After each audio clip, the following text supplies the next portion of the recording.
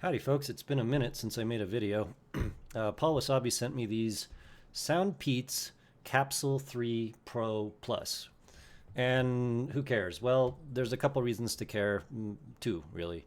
They have LDAC, so you connect them to an Android phone. They sound really fantastic, the highest quality Bluetooth you could possibly ever get. The second one, these are one of the first IEMs on the market for a reasonable price, about 90 bucks, and they're reasonable, but that have the MEMS cowl driver. Now that's a not full range, like more like a treble driver, but it's a silicone printed. This is like the new technology that's the hype thing out there. Silicone printed like a planar driver. What's interesting about these MEMS drivers is that they require a standby voltage. So from what I understand, let's say the diaphragm is sitting here, right? So the standby voltage without it, it's going to be resting flat on whatever. And then the standby voltage pops it up so that it can float and then vibrate correctly as a speaker would. And so as a result of that, you can't just plug a MEMS driver into a normal amplifier. They don't have a standby voltage. And so you would need a TWS. It's easy to implement in these kind of things. And another one is like the i-Fi Diablo, and there's a few other amps out there with a standby voltage, like a switch you could flip on or off. These, though, have a 12 millimeter dynamic driver and then the cowl MEMS driver, which is actually suspended right in front of the dynamic driver.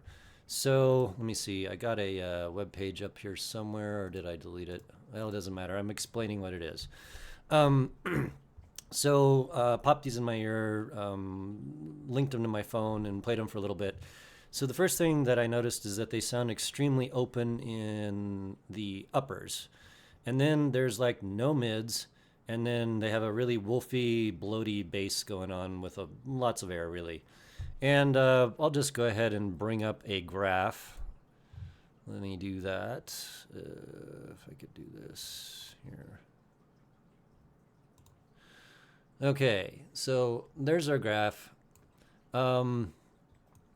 What's interesting about this is that it actually extends, the driver extends. I'm guessing this is using AAC because I just connected it to Windows with just the standard Bluetooth stuff. So we're at 24,000 hertz. And I think this is going to be some distortion stuff going on, which makes sense from AAC. But it does extend up to 24,000 hertz. Interesting. Also, if we go downwards in frequency, so here's 10 hertz. It looks like they popped up the 10 hertz with EQ. And then the driver itself does this big, bombastic thing here. Sucked out all of the mids and sort of for like a harmonish styled tuning.